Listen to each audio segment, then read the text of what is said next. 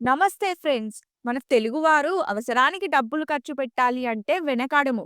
కానీ మంత్ ఎండ్‌లో లెక్కలు చూస్తే మాత్రం నేను ఇన్ని ఖర్చు పెట్టానా? ఇంత ఖర్చు చేయాల్సింది కాదేమో! వేస్ట్‌గా ఖర్చు చేశానే! ఇంత సాలరీ వచ్చింది. అసలు ఎలా అయిపోయిందో అని ఇలా అనుకుంటాం. మీలో ఇలా ఎంతమంది అనుకుంటారో కామెంట్ సెక్షన్‌లో కామెంట్ చేసేయండి. ఈ వీడియో పూర్తిగా చూస్తే మీరు ఇక మీదట అలా అనుకోరు. ఈ వీడియోలో 10 డబ్బు ఆదా చేసే చిట్కాలు చెప్పబోతున్నాను. మీకు 20,000 వచ్చినా, 10,00,000 నెల జీతం వచ్చినా ప్రతి ఒక్కరికి ఈ వీడియో ఉపయోగపడుతుంది. ఇంకెందుకు ఆలస్యం? ఒక కప్ చాయ్ పట్టుకొని కూర్చోండి. మాట్లాడేసుకుందాం. ఫస్ట్ వన్, మీకు వచ్చే జీతాన్ని 3 భాగాలుగా విభజించండి. మొదటిది అవసరాలు నీడ్స్ 50%. మీరు తప్పనిసరిగా ఖర్చు పెట్టాల్సినవి నెలకి కొన్ని ఉంటాయి. లైక్ ఇంటి rent, current bill, bike petrol, కూరగాయలు, ఇంటి సామాన్లు ఇలాంటివి. వీటికి ఖచ్చితంగా మనం ఖర్చు పెట్టాల్సిందే. మీ మంత్లీ శాలరీ 20,000 అనుకుందాం. దాంట్లో 50% అంటే 10,000 ఈ అవసరాలకి కేటాయించుకోవాలి. ఒకవేళ మీ సాలరీ రూ. 1,00,000 అనుకుందాం. 50,000 చాలా ఎక్కువ కదా! అలా ఎలా కుదురుతుంది అని మీరు అనుకోవచ్చు.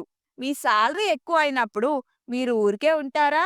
ఐఫోన్ కొంటారు, హోమ్ లోన్ తీసుకుంటారు, కార్ లోన్ తీసుకుంటారు. ఇలా అని చెప్పి ఈఎంఐలు కడుతూనే ఉంటారు. ఆ ఈఎంఐ కూడా ఈ 50% లోపే ఉండేటట్టు చూసుకోండి. Second one, savings 30%. ఇది మీ ఫ్యూచర్ అవసరాల కోసమండి.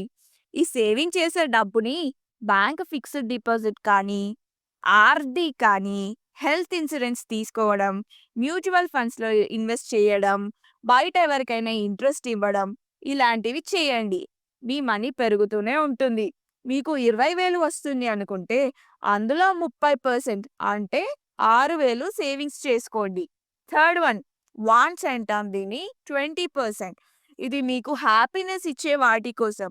అంటే సినిమాలు, రెస్టారెంట్‌లో తినడం, షాపింగ్, టూర్‌కి వెళ్ళడం ఇలా ఒక్కొక్కళ్ళకి ఒక్కొక్క హ్యాపీనెస్ ఇస్తుంది. దానికి కేటాయించుకోండి. ఎప్పుడూ గొడ్డు చాకిరీ చేసుకుంటూ కష్టపడడమే కాదండి. అప్పుడప్పుడు ఇలాంటి హ్యాపీనెస్ ఇచ్చే పనులు కూడా చేయండి. ఇలా చేస్తే మైండ్ రిలాక్స్ అవుతుంది. మళ్ళీ మన వర్క్‌ని కొత్త ఉత్సాహంతో స్టార్ట్ చేస్తాం. సెకండ్ వన్, మీరు ఏదైనా కాస్ట్‌లీ ఐటెమ్ కొనాలనుకుంటున్నారు అనుకుందాం. ఒక 15 రోజులు ఆగండి. ఆలోచించండి. నిజంగా ఈ వస్తువు మనకి అవసరమా లేదా అని. ఒకవేళ మీకు అవసరం అనిపిస్తే ఖచ్చితంగా కొనుక్కోండి. బట్ చాలా సార్లు మనకి ఇది అవసరం లేదులే, మనం ఎలాగో అలా మేనేజ్ చేయొచ్చు అని అనుకుంటాం. అప్పుడు మీ డబ్బు ఆదా అయినట్టే కదండీ! థర్డ్ వన్, ఈ మధ్య కాలంలో అందరూ ఈఎంఐ ట్రాప్స్‌లో పడుతున్నారు. వాళ్ళ స్తోమతకి మించి ఉన్న వస్తువులు కొని ఈఎంఐస్ కడుతున్నారు. దాని ద్వారా అవసరానికి మనీ ఉండట్లేదు. చివరికి వాళ్ళ లైఫ్ అంతా ఆగమైపోతుంది. మీరు అలా చేయకండి. మీరు కొనే వస్తువు మంత్లీ ఈఎంఐ మీ మంత్లీ సాలరీలో 10% ఆర్ అంతకన్నా తక్కువ ఉండేటట్టు చూసుకోండి. మీ సాలరీ 30,000 అనుకుందాం. 10% అంటే మంత్లీ ఈఎంఐ 3,000 ఆర్ అంతకన్నా తక్కువ ఉండేటట్టే కొనుక్కోండి. ఫోర్త్ వన్, మన ఇంట్లో బల్బ్ పాడైంది అనుకుందాం. వెంటనే కిరాణం షాప్‌కి వెళ్ళి ఏ రూ. 20, రూ. 30 బల్బు తెచ్చి పెడతాం. దానివల్ల ఫుల్లు కరెంట్ బిల్ వస్తుంది. ఆ బల్బు కూడా ఎక్కువ రోజులు ఉండదు. ఇప్పటి నుంచి ఏదైనా వస్తువు కొనాలంటే స్టార్టింగ్‌లో కొంచెం కాస్ట్ ఎక్కువ అనిపించినా బట్ ఫ్యూచర్‌లో మీకు పైసలు మిగులుతుందా లేదా అని చూసుకోండి. నార్మల్ బల్బ్స్ తీసేసి ఎల్ఈడీ బల్బ్స్ పెట్టుకోండి. దీనివల్ల యూజ్ ఏంటి అనుకుంటున్నారా? మీ ఇంట్లో 5 నార్మల్ బల్బులు ఉన్నాయనుకోండి. అవి తీసేసి 5 ఎల్ఈడీ బల్బులు పెట్టుకుంటే ఒక రూ. 1000 ఎక్కువైతే కావచ్చు. కానీ మీకు నెలకి 200-300 కరెంట్ బిల్లు మిగులుతుంది. దీని ప్రకారంగా చూసుకుంటే 6 నెలల లోపే ఎల్ఈడీ బల్బులు కొనే డబ్బులు కూడా వచ్చేసినట్టే. అలాగే సోలార్ వాటర్ హీటర్ పెట్టుకోండి. నార్మల్ వాటర్ హీటర్ కంటే కూడా. ఏసీ, ఫ్రిడ్జ్‌లు కొనే ముందు 5 స్టార్ రేటింగ్ ఉన్నవి కొంటే మీకు ఎక్కువ కరెంట్ బిల్ ఆదా అవుతుంది. ఇలా ఏ వస్తువు కొన్నా కూడా మీకు ఫ్యూచర్‌లో పైసలు మిగులుతుందా లేదా అని చూసుకోండి. మనం కూరగాయల షాప్‌కి వెళ్తుంటాం, మెడికల్ షాప్‌కి వెళ్తుంటాం. ఏదైనా వస్తువు కొన్నామంటే లైక్ ఫర్నిచర్ కానివ్వచ్చు, ఫ్రిడ్జ్ కానివ్వచ్చు, ఇలాంటివి ఫిక్స్డ్ ప్రైజెస్‌లో లేకపోతే మాత్రం బేరమాడండి. ఎంత అడిగితే అంత ఇవ్వకండి. ఇది నా పర్సనల్ ఎక్స్‌పీరియన్స్ అండి. మెడికల్ షాప్‌లో మందులు కొనడానికి వెళ్ళినప్పుడు 10-20% డిస్కౌంట్ ఇస్తారు కదా మీరు. అలా ఇవ్వండి అని అడుగుతారు. కొందరు వెంటనే ఇచ్చేస్తారు. కొందరు ఇవ్వకపోవచ్చు. ఇవ్వనప్పుడు నష్టమేమి లేదు కదండీ! ఇస్తే మనకే డబ్బులు ఆదా అవుతాయి.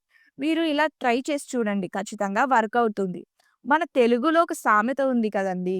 అమ్మైనా అడిగితేనే అన్నం పెడుతుంది అని. మనకి ఎవరో తెలియని వాళ్ళని అడగడానికి ఎందుకు సిగ్గుపడాలి మనం? ఈ డబ్బు మన కష్టార్జితం. సో, బేరమాడడంలో తప్పేమీ లేదు. ఒకవేళ రేట్ పడితే ఇస్తారు లేదా లేదు. దాంట్లో నష్టమేమీ లేదు. సిక్స్త్ వన్, మీ సాలరీ పెరుగుతుంది అనుకుంటే ఏదైనా పెయిడ్ కోర్స్ డబ్బులు పెట్టి కోర్స్ నేర్చుకోండి. కానిస్టేబుల్‌గా ఉన్నవారు ఎస్ఐ జాబ్‌కి ట్రై చేయొచ్చు. సాఫ్ట్‌వేర్ వాళ్ళు పాత టెక్నాలజీలో వర్క్ చేస్తూ ఉంటే కొత్త టెక్నాలజీ నేర్చుకొని స్విచ్ అవ్వచ్చు. ప్రైవేట్ జాబ్‌లో ఉన్నవాళ్ళు గవర్నమెంట్ జాబ్‌కి ట్రై చేయొచ్చు. ఇలా మీ ఇంట్రెస్ట్ బట్టి చూసుకోండి. మీరు డబ్బులు పెట్టి ఏదైనా కోర్స్ కొనుక్కునే ముందు యూట్యూబ్‌లో కోర్సెలా, యుడెమీ ఇలాంటి ఫ్రీ కోర్సెస్ ఉంటాయి ఇందులో. అవి చూడండి. అవి మీకంత వర్తీగా అనిపించకపోతే మాత్రమే పెయిడ్ కోర్సెస్‌కి వెళ్ళండి. ఒకవేళ కోర్స్ ఎక్కువ కాస్ట్ ఉంటే మేము అంత డబ్బులు పెట్టలేమనుకుంటే, మీలాగా సిమిలర్ ఇంట్రెస్ట్ ఉన్న వాళ్ళు ఉండొచ్చు. మీ ఫ్యామిలీ మెంబర్స్ కానీ, మీ ఫ్రెండ్స్ కానీ, అలా డబ్బులు సగం సగంగా కట్టుకొని ఇద్దరు కూడా నేర్చుకోవచ్చు కోర్సెస్. సెవెంత్ వన్, ఒకసారి ఆఫర్స్‌లో ఎక్కువ వస్తువులు కొనుక్కోండి. మనకి అమెజాన్, ఫ్లిప్‌కార్ట్ ఇంకా వేరే సైట్స్‌లో సేల్స్ నడుస్తూ ఉంటాయి. అందులో చాలా తక్కువకి వస్తాయి. మీరు రైస్ కానీ, ఆయిల్, సోప్స్, షాంపూస్ ఇలాంటివి మనకి ఎన్ని రోజులున్నా పాడవవు. సో, బల్క్‌లో తీసుకోండి. డబ్బులు కూడా ఆదా అవుతాయి. ఎయిత్ వన్, ఆ బిల్లులు కట్టేటప్పుడు కూడా Paytm, Google pay, Amazon pay ఇలాంటివి యూజ్ చేస్తే క్యాష్ బ్యాక్ వస్తుంది. క్యాష్ బ్యాక్ వస్తుందని చెప్పి అనవసరంగా ఎక్కువ ఖర్చు పెట్టకండి. మీరు మంత్లీ కట్టే బిల్స్ ఉంటాయి కదా!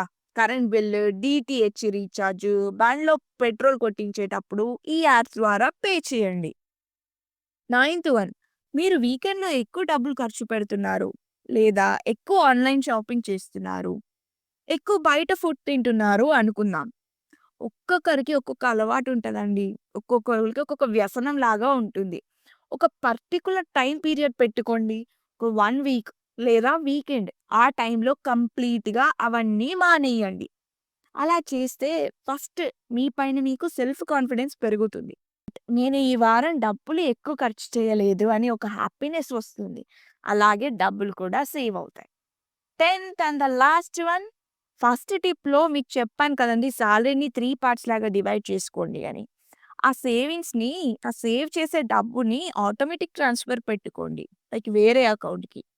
ఎగ్జాంపుల్ మీ సాలరీ అకౌంట్‌లో పడ్డదనుకుందాం ఈ మంత్‌ది. వేరే సేవింగ్స్ అకౌంట్‌కి ఆటోమేటిక్ ట్రాన్స్‌ఫర్ చేసుకోండి. ఫిక్స్డ్ డిపాజిట్స్‌కి, మ్యూచువల్ ఫండ్స్‌కి ఇలా ఆటోమేటిక్‌గా ట్రాన్స్‌ఫర్స్ చేసుకోండి. అలా అయితే ఆ మనీ ఒక సెపరేట్ ప్లేస్‌లో స్టోర్ అవుతుంది. మీ రోజువారీ అవసరాలకు వాడుకోనక్కర్లేదు. ఇప్పుడే అయిపోయిందా వీడియో అనుకుంటున్నారా? లేదండి. మీకోసం ఒక బోనస్ టిప్ ఇస్తాను చూడండి. ప్రతి నెల పోయిన నెల కన్నా ఒక 1% ఎక్కువ సేవ్ చేయడానికి ట్రై చేయండి. పోయిన నెల రూ. 1000 సేవ్ చేశారు అనుకుందాం. ఈ నెల రూ. 1010 సేవ్ చేసుకోండి. ఇలా పెంచుకుంటూనే వెళ్ళండి. ఇది చిన్న అమౌంటే కావచ్చు. కానీ ఒక సంవత్సరం అయిపోయేసరికి మీకు చాలా డిఫరెన్స్ కనిపిస్తూ ఉంటుంది. ఈ టిప్స్ అన్నీ చాలా సింపుల్‌గా అనిపిస్తాయి వింటే. కానీ ఆచరిస్తే మాత్రం మీ జీవితంలో చాలా పెద్ద మార్పులు వస్తాయి. ప్రతి ఒక్క రూపాయి మన కష్టార్జితం. సో, దీనిని వృధాగా పోనివ్వకండి. మీకు ఈ వీడియో నచ్చితే ఒక లైక్ చేయండి. మీ ఫ్రెండ్స్ ఎవరైతే ఎక్కువ డబ్బులు ఖర్చు చేస్తున్నారు అని మీకు అనిపిస్తారో వాళ్ళకి షేర్ చేయండి. ఈ వీడియో ఎలా ఉందో కామెంట్ సెక్షన్‌లో కూడా కామెంట్ చేసి చెప్పండి. సబ్స్క్రైబ్ చేయడం మాత్రం మర్చిపోకండోయ్! ఎందుకంటే ఇది మన swag Zindagi. Me encourage and support నాకు కావాలండి. ఇలాంటి మంచి మంచి వీడియోస్ చాలా మీ ముందుకు తీసుకొస్తూ ఉంటాను. Thank you for watching. Let's save smart and live smart.